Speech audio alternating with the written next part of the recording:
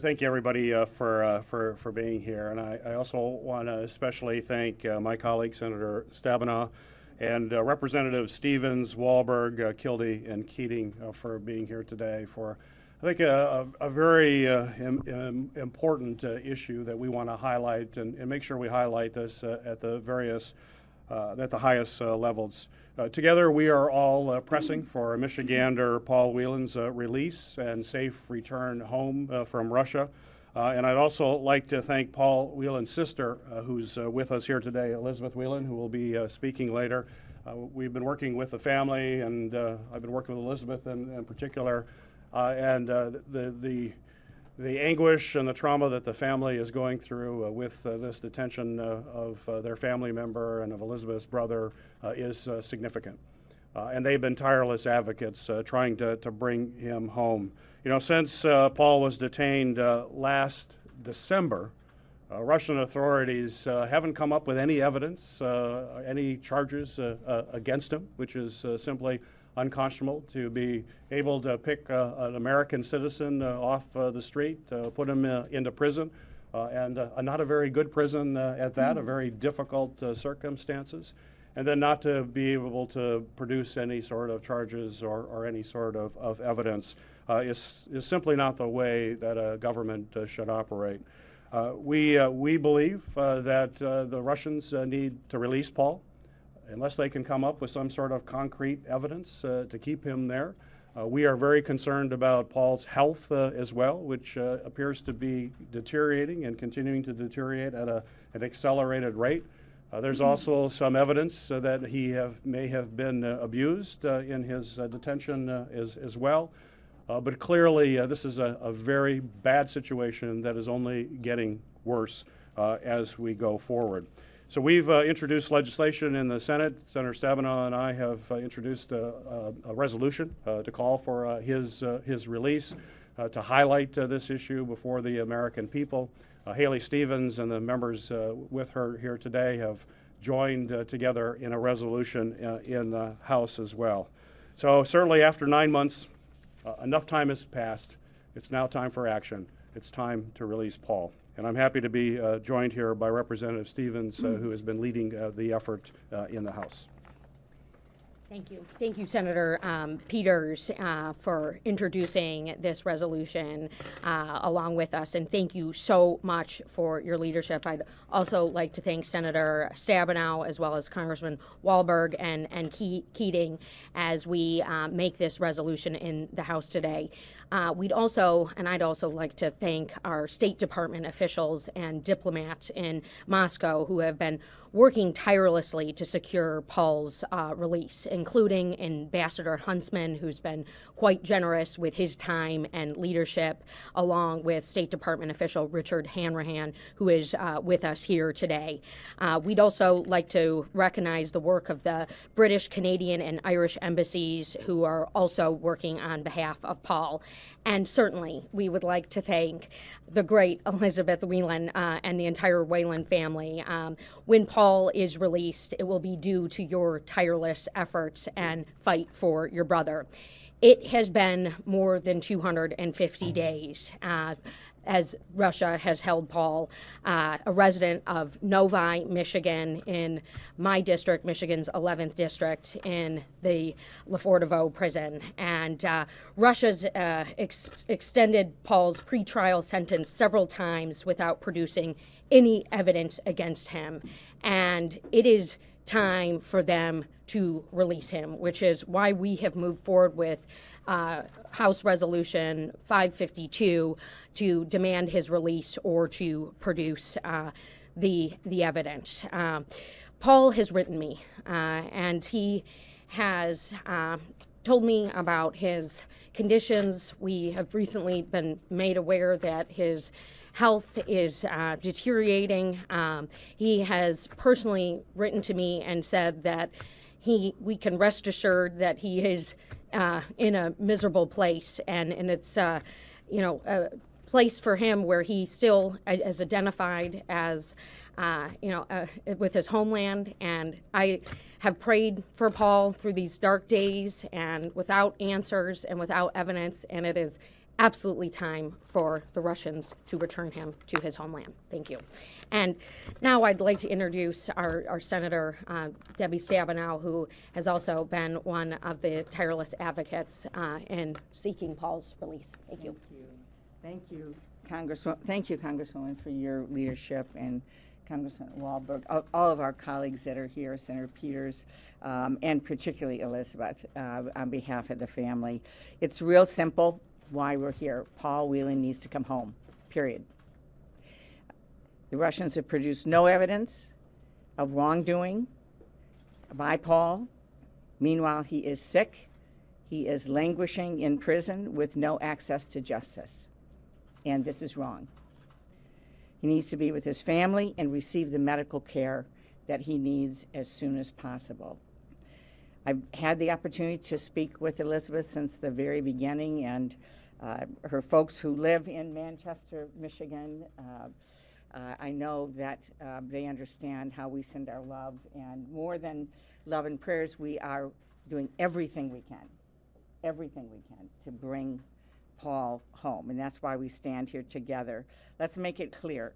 I have brothers, and the thought of one of them being taken without cause and being sick, and so far being over 200, is it the number of days? 250 days. I can't imagine being in that situation for more than 250 days and not knowing what's happening to one of my brothers, and knowing that they need medical care and they aren't going to be able to get it. It's gone on way too long. It's time for Paul to come home, and we are going to continue on a bipartisan basis to do everything we can. We do thank the Ambassador Huntsman, and the State Department, and everyone who has been involved in this, but we're not going to stop until Paul Whelan is home.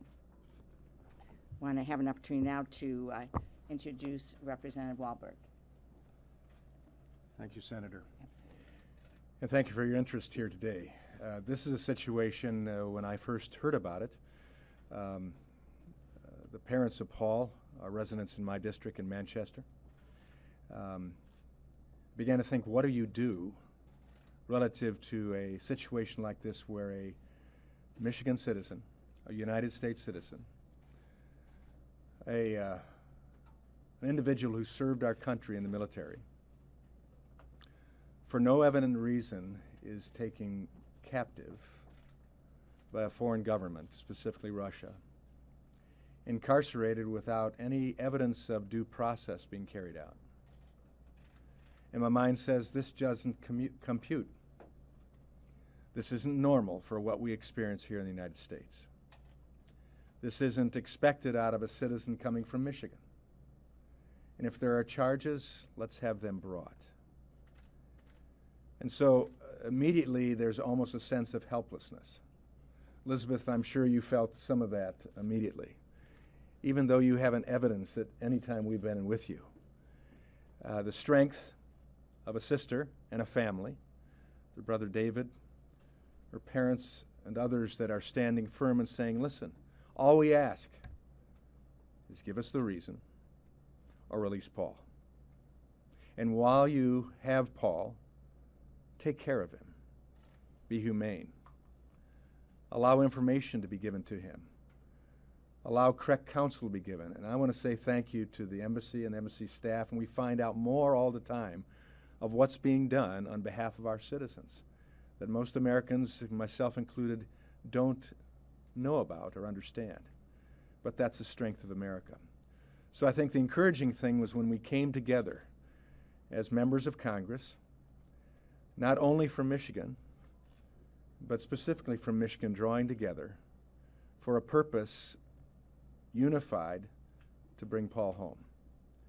And Elizabeth, thank you for all of the insights you've given to us, the communications you've given to us, the continued support you've encouraged us with, and the fact that while we feel helpless to some degree, yet there are things we can do. We appreciate the counsel we received in moving to this very point, not immediately to pushing a resolution forward.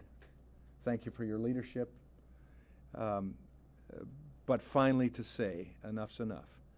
Congress will stand. We know that there are actions being taken of at the administrative level and other places, some maybe even secret to us. But at least Congress can stand for an American citizen and say, bring Paul Whelan home. It's not a partisan issue. It's an American issue. And so thank you for covering this.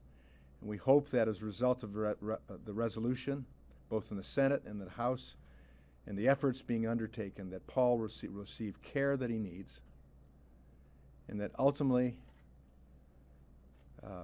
he will come home, be united with his family and with the citizens that care for him at this time in his life where he has a need. We pray for him.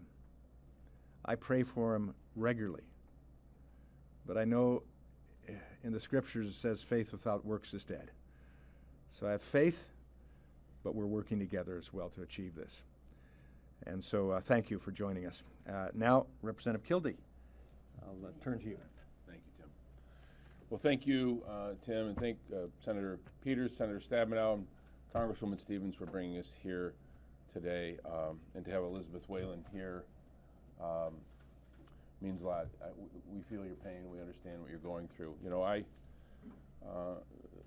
Tim made a point that we all come together in a situation like this, and sadly we have some experience with it. It was just a few years ago that my own constituent, Amir Hekmati, was held against his will in Iran. And this delegation, members of the House and the Senate, Democrats and Republicans, spoke with one voice then, and ultimately we were able to secure Amir's freedom, and I believe that that's what we will do in this case. When we stand together, when we speak together, when we speak with one voice, when we set aside the policy differences we may have from time to time and stand up for an American who's being held against his will and speak with that strong voice, I believe we'll succeed. Paul Whelan should be home with his family. The people of the United States believe that, and we need to communicate that through our elected leaders, and that's what we're here to do. So I know also that it's important that we wrap our arms around this family. The experience we had securing the release of Amir Hekmati was largely due to the fact that we had a family that was supported by all of us through this process, because their voices are the most important voices in this moment. So it's important that we do that. We hold them up, we stand with them, but that we speak forcefully. And so thank you to Senator Peters, Senator Stabenow, Congresswoman Stevens for your advocacy, and I'm just happy to add my voice to this effort, and none of us will rest until Paul Whelan is home. With that, I'll turn it back to Senator Peters. Thank you, Dan. I want to introduce Elizabeth here shortly, but I think at this point it's important for the American people to take a look at this this situation and now put themselves in Elizabeth's shoes. Just think of yourself that as a family member, and your brother goes off to visit another country, in this case Russia, goes off to enjoy a visit there, and then is suddenly just snatched off of the streets and put into a brutal, horrible prison. No evidence, no formal charges. You know your brother is suffering. You know your brother's health is failing, and you don't know how you can bring him back.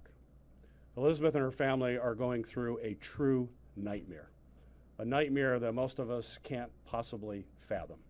But it is a nightmare that will hopefully awaken this country to understand that we cannot let any country ever treat an American citizen the way that they are treating Paul Whelan.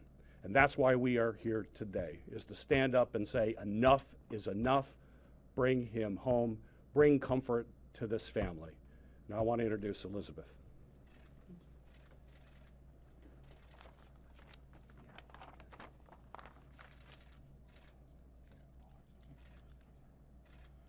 Good morning. My name is Elizabeth Whelan, and I am Paul's sister. I want to begin on behalf of my family by thanking the Michigan Congressional Delegation for your presence here today and for your support of the bipartisan resolution calling for Paul's release. You have been there for Paul and for our family from the very beginning. I would also like to recognize the exceptional diplomatic efforts of Ambassador John Huntsman, as well as the outstanding support of the State Department's American Citizen Services as they work to overcome immovable obstacles standing in the way of Paul's care and well-being. Finally, I would like to recognize the Moscow-based diplomatic corps from Canada, the United Kingdom, and Ireland for their role in helping to ensure Paul's care and attention. For the past 9 months, our family has been focused on one thing: bringing Paul home, and we will not rest until he is returned to us. We greatly value the contributions of our growing support network, which extends from elected officials and members of the administration here in Washington, D.C., to ordinary citizens and communities all across America who have called and written and continue to stand up for Paul. What has happened to Paul could happen to any one of us. Paul is an extraordinary brother, but he is an ordinary American citizen who traveled to Russia to help a friend and became trade fodder in a geopolitical dispute which is not of his making. With Paul on one side and us on the other, we have endured a systemic lack of transparency, both with respect to the Russian court proceedings as well as Paul's conditions of confinement. We have no means to access critical information about Paul's well-being, including whether he is receiving adequate medical treatment or any treatment at all. Paul's unlawful and continued detention is quite simply a violation of the fundamental rights of an American citizen. We can't allow American citizens to be used in a political tug of war. This cannot be tolerated. We don't know the circumstances surrounding his arrest, but we should all be alarmed and outraged at this continued injustice. I urge you to stand with us as we work to bring Paul Whelan home. Thank you. Well, thank you, Elizabeth. And I want to be clear, this is not just an effort of the Michigan delegation, but getting broad support throughout Congress. We're really honored to have Representative Keating with us here today as well. Thank you. I want to thank our colleagues. As the Senator said, this just isn't a Michigan issue.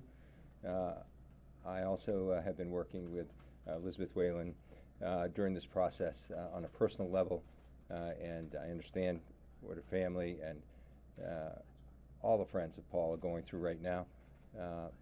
But I'm here in another capacity as well. I'm here as the chair of the subcommittee of jurisdiction that deals with Russia, the chair of the Europe-Eurasia subcommittee in foreign affairs. And I want to be sure of one thing. This is just not an issue that brings the two chambers, the Senate and the House, together, the two major parties, the House Democrats, the Senate Democrats, the House Republicans, the Senate Republicans, all coming together. But it's an issue that brings the Foreign Affairs Committee together as well and prioritizing this. And we've done that by mentioning this at hearings, and we'll do it further. You know, we try in our committee that I chair to have as great an opportunity to deal with Russia as we can. There are challenges today on so many fronts. Underneath all of that, I realize, and I think most of my colleagues realize, that some of the actions of the Russian officials do not reflect the actions of the Russian people as a whole. And I am confident that if the Russian people knew the way Paul was being treated, that they would be standing here with us as well. We try to work with the Russian officials, but their actions in this instance are even a departure from their normal actions. And we don't have answers to that. On foreign affairs, we work closely with state, and the work of our State Department and our embassy there has been extraordinary. And the cooperation we have had with Canadians, with the Irish, and representatives and officials from the UK all come together on this. This is an outrage. The answers, we're not even at the stage of getting answers because we don't know what the questions are. And if we're going to continue to work with the Russian government the way I hope we can, looking for areas of agreement and commonality, actions like this stand directly in the way of our ability to do that. And I hope the Russian government understands that and takes action here, the kind of action that not only in our country, but I would say most countries of the world would require. I was a district attorney before I was in Congress. There should be a rule of law and justice not just in our country, but worldwide. This is an outrage. This should end, and I hope to see action by the Russian government in this regard. That's bringing us together.